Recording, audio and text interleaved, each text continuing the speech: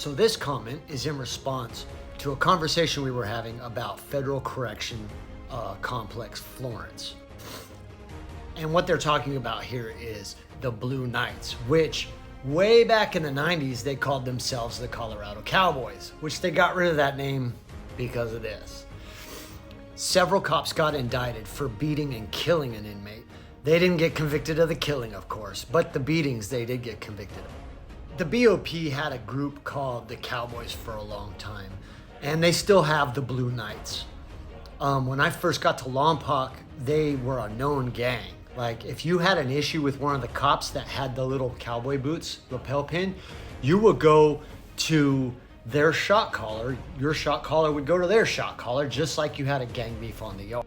Now, this specific incident that started everything was because one guy had a family member who knew a legislator in the federal government and could start an investigation. Otherwise, these guys would have never got caught. See, the Cowboys would keep all the other cops in check. They would bully them, they would threaten them, they'd do all sorts of shit. But they would also do it to inmates. But when they did it to inmates, it would be hands-on.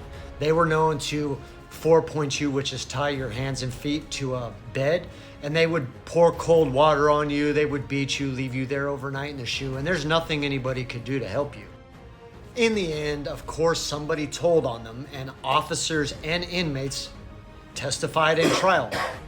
There was a lieutenant when I got to Schuylkill who had actually got a promotion for testifying against these guys. It didn't work so good in the inmates' favor because guess what? Telling's telling. It didn't work out so well for them. They were no good. But like my mom always used to say, the difference between cop and convict in prison is a thin line this much. They've got gangs just like there's gangs in prison, and the mentality's fairly close.